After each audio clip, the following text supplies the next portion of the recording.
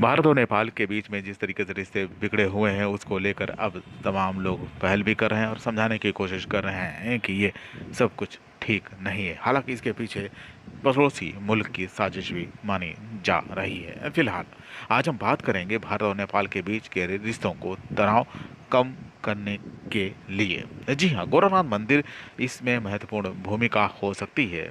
दोनों देशों का संबंध आज से नहीं सदियों से गोरखनाथ मंदिर को लेकर है। ऐसा माना जाता है कि नेपाल राजवंश का उद्भव भगवान गोरखनाथ के आशीर्वाद से हुआ था, जिसके बाद राजा शाह परिवार पर भगवान गोरखनाथ का हमेशा आशीर्वाद रहा और गोरखनाथ के आशीर्वाद से वहां पर सुख शांति भी रही। इसलिए नेपाल राजवंश ने गुरु गोरखनाथ की चरण पादुका को अपने मुकुट पर बना रखा था। नेपाल की करेंसी पर भी गुरु गोरखनाथ का नाम लिखा हुआ है।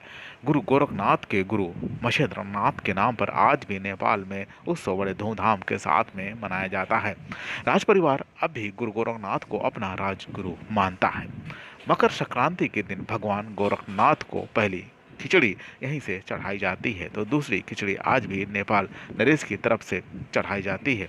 गोरखनाथ मंदिर में कई बार नेपाल नरेश खुद खिचड़ी चढ़ाने यहाँ पर आए, वरना उनका कोई प्रतिनिधि जरूर आता है जब वो नहीं यहाँ पर आते हैं। मकर संक्रांति में बड़ी संख्या में नेपाली श्रद्धालु गोरखनाथ मंदिर आकर श्रद्धा भाव के साथ में भगवान को खिचड़ी चढ़ाते हैं। आज भी नेपाल में बड़ी संख्या में लोग गोरखनाथ की पूजा करते हैं और उनको मानता भगवान के बराबर दी हुई है।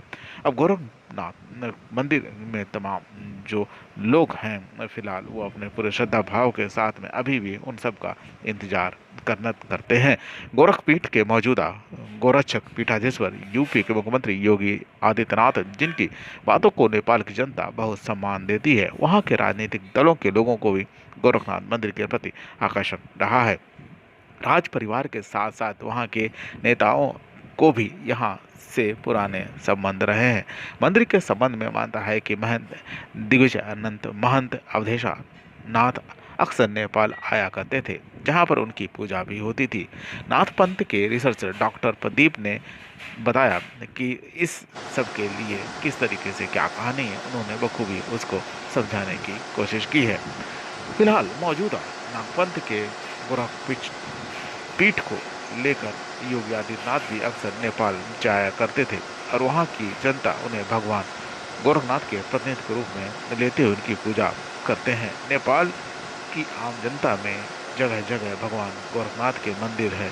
पशुपतिनाथ मंदिर में भी गोरखनाथ भगवान का मंदिर है।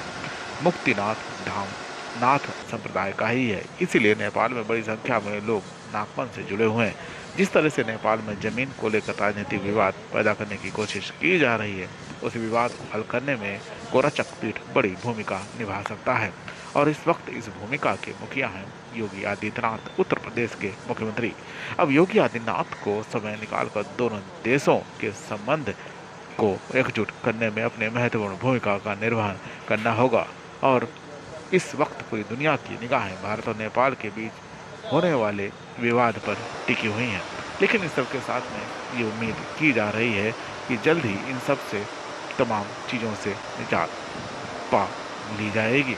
इसके लिए हर संभव भारत कोशिश कर रहा है और उम्मीद जताई जा रही है कि समस्याओं से छुटकारा जल्दी मिल जाएगा। महायोगी मछेंद्रनाथ, महायोगी गोरखनाथ जी, श्री गोरक्षनाथ मंदिर और नाथ पंथ परंपरा और नेपाल के साथ संबंध को समझना चाहिए और उसका इतिहास देखना चाहिए।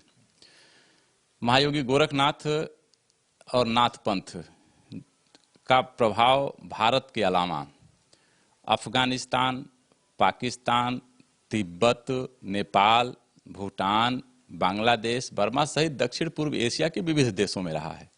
लेकिन इनसे अलग नाथ पंथ और महायोगी गोरखनाथ, महायोगी मछेंद्रनाथ जी को जो मान्यता नेपाल में मिली, वो भारत में भी राष्ट्रीय स्तर पर या देश के स्तर पर या राजनीतिक या सत्ता के स्तर पर कभी नहीं मिल पाई। नेपाल की स्थापना, नेपाल में शाह राजवंश के अभ्युदय का कारण गोरखनाथ जी माने जाते हैं। नाथ पंथ की परंपरा में भी और नेपाल के गांव-गांव की लोक परंपराओं में आपको यह उल्लेख मिलेगा। वहां का नेपाल का हर नागरिक जो इस परंपरा से जुड़ा हुआ है वो जानता है और यह लोकोक्ति प्रचलित है पूरे नेपाल में भी, नाथ पंथ की परंपरा में भी, कि महायोगी गोरक्षनाथ नेपाल में तपस्या के लिए पहुंचते हैं।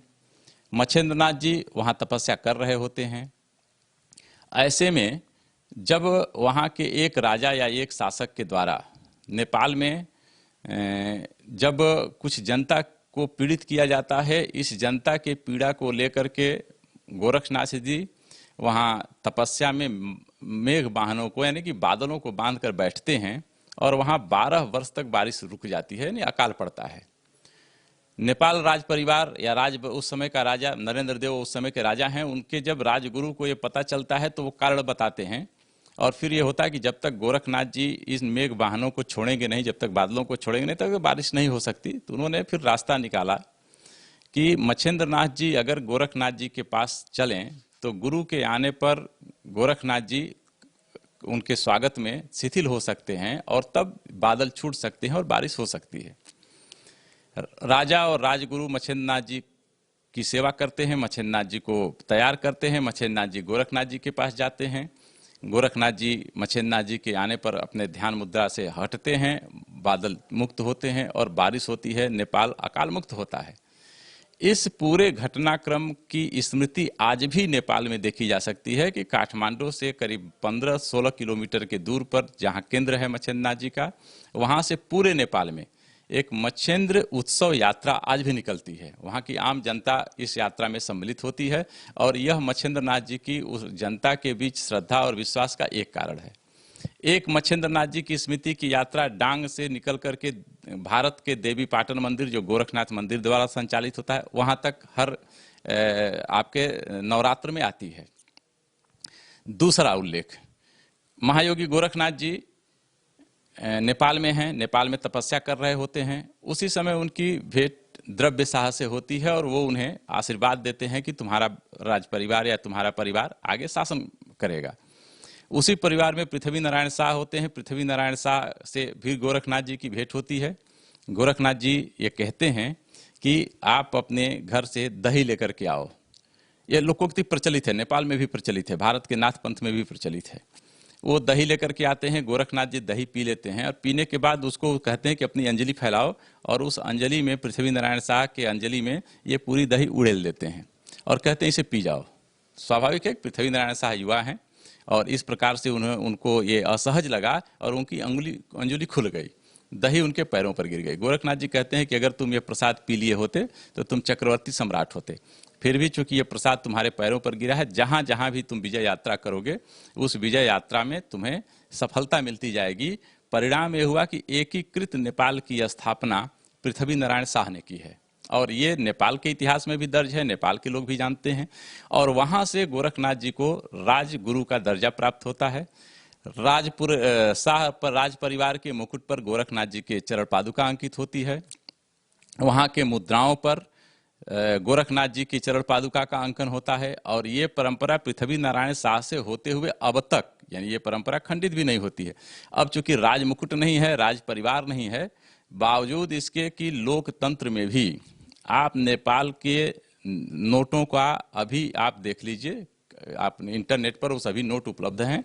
आपको उस नोट पर एक गोला ब्लॉक मिलेगा, उसको थोड़ा बड़ा करिए, उसमें एक तलवार मिलेगी, मैंने एक कटार जैसा एक प्रतीक मिलेगा और उस पर लेख अभी भी अंकित है श्री गोरखनाथ। यानी नेपाल की कोई भी मुद्रा श्री गोरखनाथ जी के इस प्रतीक के बगैर वैध ही नहीं मानी जाती है। ये आज के तिथि में, इसके पहले वो चरण पादुका होती थी, जब से लोकतंत्र स्थापित हुआ तो प्रतीक चरण पादुका के जगह पर, और ये जो कटार प्रतीक है इसका भी उल्लेख मिलता है कि पृथ्वी नारायण शाह जब युद्ध के लिए तैयार होते हैं, एकीकृत नेपाल की अभियान में चलते हैं, तो गोरखनाथ जी से उनकी दूसरी बार भेंट होती है और गोरखनाथ जी उन्हें एक कटार देते हैं, तलवार देते हैं, जिसके आधार पर वो विजय प्राप्त करते हैं। नेपाल के नोटों पर वो तलवार यानी प्रतीक के रूप में आज भी अंकित है। यानी जिस देश की करेंसी जो किसी भी देश के संप्रभुता की सूचक होती है, उस पर अगर गोरखनाथ जी अंकित हैं तो समझा जा सकता है कि नेपाल की राजनीति में, नेपाल के सामाजिक जीवन में, नेपाल के सांस्कृतिक जीवन में महायोगी गोरखनाथ, नाथ पंथ की परंपरा और श्री गोरखनाथ मंदिर की क्या भूमिका है। हमको इस भूमिका को समझते हुए वहाँ के जनमानस में व्याप्त गोरखनाथ जी के प्रति या नाथ पंथ की परंपरा के प्रति जो आस्था और श्रद्धा है, जो भारत के इन सांस्कृतिक तत्वों की एकरूपता है, उनका उपयोग करना चाहिए भारत और नेपाल।